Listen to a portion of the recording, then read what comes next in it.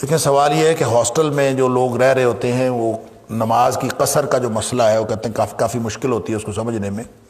دیکھیں بیٹے یہ اس پہ ویسے تو کئی دفعہ بات ہو چکی، میں اختصار کے ساتھ کوشش کرتا ہوں، وقت بھی ہو گیا کہ یہ بات جو آپ کا کنفیوژن ہے وہ دور ہو جائے.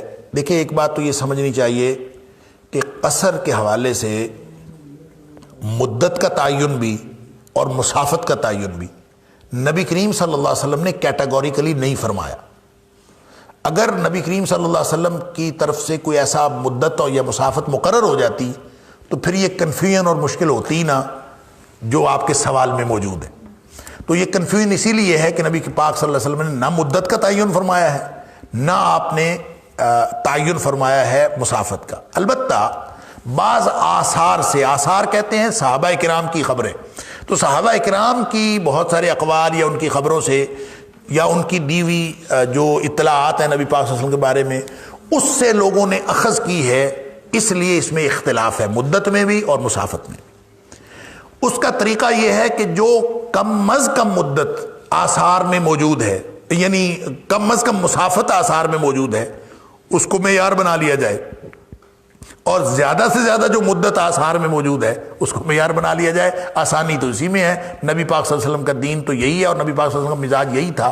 حضرت عائشہ صدیقہ رضی اللہ تعالیٰ عنہ فرماتی ہیں کہ کبھی بھی دو جائز چیزوں میں سے نبی پاک صلی اللہ علیہ وسلم نے مشکل والی چیز کو اختیار نہیں فرمایا، ہمیشہ آسان چیز کو اختیار فرماتے تھے. لہذا آسانی اس بات میں ہے کہ جتنے آثار ہیں اس میں سے کم از کم جو مسافت ہے اس کو اختیار کر لیا جائے اور زیادہ سے زیادہ جو مدت ہے اس کو اختیار کر لیا جائے. آثار میں جو مدت ہے وہ 3 دن تک بھی ہے اور 1 ہفتہ تک، 8 دن بھی ہے، 15 دن بھی ہے، 19 دن بھی. اچھا 19 دن والا جو موقف ہے یہ حضرت ابن عباس رضی اللہ تعالیٰ عنہ کا ہے، یعنی یہ قول بخاری شریف کے اندر موجود ہے. حضرت ابن عباس رضی اللہ تعالیٰ عنہ کا وہ فرماتے ہیں کہ میں نے نبی پاک صلی اللہ علیہ وسلم کو دیکھا کہ آپ مکے میں آپ نے قیام فرمایا 19 دن. تو اس کے بعد وہ کہتے ہیں میں نے تو اس کو معیار بنا لیا، اور نبی پاک صلی اللہ علیہ وسلم 19 دن قیام فرمایا، آپ قصر کرتے رہے. اس کے بارے میں تو محدثین نے بھی اور عام علماء نے اس پہ بحث یہ کی ہے کہ چونکہ مقرر نہیں تھا نا کہ کتنے دن رہنا ہے، تعین نہیں تھا. بغیر تعین کے جب آپ رہتے ہیں تو پھر تو آپ جتنے مرضی رہتے جائیں. جب آپ روز کہتے ہیں میں کل چلا جاؤں گا، پرسوں چلا جاؤں گا، تو جتنے بھی مدت زیادہ ہو جاتی ہے وہ تو آپ پڑھ سکتے ہیں قصر، اس میں تو مدت کا تعین ہوتا ہی نہیں جب آپ کو معلوم نہ ہو کہ کتنا عرصہ رہنا ہے. تو گویا وہاں 19 دن اس لیے ہوئے تھے. یہ لوگوں نے اس کی تعویل یہ بھی کی ہے. لیکن ابن عباس رضی اللہ تعالیٰ نے جو اگلی بات فرماتے ہیں نا وہ اشکال دور کر دیتی ہے. وہ کہتے ہیں اس کے بعد ہم نے اس کو معیار بنا لیا اور ہم یہ کرتے تھے. ابن عباس فرماتے ہیں کہ جب ہم 19 دن تک قیام کرتے تھے تو ہم قصر کرتے تھے، اور 19 دن سے زیادہ کا قیام ہوتا تھا کسی جگہ پہ تو ہم اس کو قصر نہیں کرتے تھے. لہٰذا مجھے تو یہ بات زیادہ اپیل کرتی ہے حضرت ابن عباس رضی اللہ تعالیٰ عنہ. البتہ ایک موقف یہ بھی ہے جو ہاسٹل میں رہنے والے لوگوں کو دقت ہوتی ہے، کہ ایک موقف یہ بھی ہے کہ سفر جو ہے وہ اس کی چونکہ مدت نبی پاک صلی اللہ علیہ وسلم مقرر نہیں کی تو سفر ہی ہے.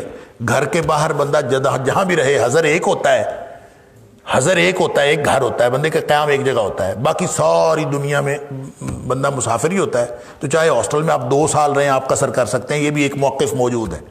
میرا موقف نہیں ہے، یہ میری رائے یہ نہیں ہے.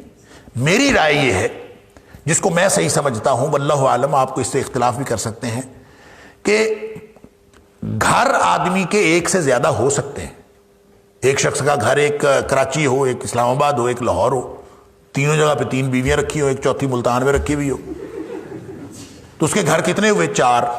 وہ چاروں میں سے کسی جگہ جا کے بھی مسافر نہیں ہے، وہ ہر جگہ پہ مقیم ہے. لہذا ایک شخص کے گھر ایک سے زیادہ ہو سکتے ہیں. اور یہ کانسیپٹ رکھنا کہ حضر صرف ایک ہوتا ہے باقی سارا سفر ہے، یہ تو مفروضہ ہی غلط ہو گیا نا. لہذا غیر معینہ مدت والی بات درست نہیں لگتی. وگرنہ تو پھر آپ سمجھیں کہ نبی پاک صلی اللہ علیہ وسلم میں کن فی الدنیا کانک غریب، آپ دنیا میں ایسے رہو جیسے مسافر ہو. تو دنیا میں ہے ہی مسافر، پڑھو ہی قصر، پھر تو مسئلہ ہی ختم ہو گیا. ہم دنیا میں سارے مسافر ہی ہیں، اپنے گھر میں بھی بندہ مسافر ہے. لہذا میرا خیال یہ ہے کہ جب آپ ہاسٹل کی بات کرتے ہیں تو یہ متعین بات ہے کہ آپ جب ہاسٹل شفٹ ہوتے ہیں تو آپ باقاعدہ، آپ کو بھی معلوم ہوتا ہے، آپ کے گھر والوں کو بھی، دوستوں کو بھی آپ ہاسٹل میں شفٹ ہو گئے، آپ کی رہائش ہاسٹل میں منتقل ہو گئی ہے. لہٰذا جب آپ ہاسٹل میں منتقل ہوئے ہیں تو اب آپ کی رہائش دو جگہ ہو گئی، ایک آپ کا گھر اور ایک آپ کا ہاسٹل، لہٰذا اب آپ مقیم ہیں دونوں جگہ۔ راستے میں آپ آتے جاتے قصر کر سکتے ہیں اگر آپ کو وہ مسافت کے سے زیادہ ہے، تو البتہ اس جگہ پہ قیام کے دوران بھی آپ مقیم ہیں اور اس جگہ پہ قیام کے دوران بھی آپ مقیم ہیں۔ اور رہ گئی یہ بات کہ جب آپ ہاسٹل سے شفٹ ہو گئے واپس گھر، سامان اٹھایا، وہ بھی معلوم ہے، ہر شخص کو معلوم ہوتا ہے میں شفٹ ہو گیا ہوں واپس۔ جب آپ ہاسٹل سے شفٹ ہو گئے واپس، پھر وہی ہاسٹل ہے، آپ دوبارہ آئیں گے تو پھر آپ قصر کریں گے، اور جب تک آپ مقیم ہیں تب تک آپ قصر نہیں کریں گے، آپ کی رہائش اس کے اوپر ہے۔ لہٰذا ایک شخص کی جگہ رہائش ایک سے زیادہ جگہوں پہ ہو سکتی ہے، اور اس میں قطعاً کوئی کنفیوژن نہیں ہے۔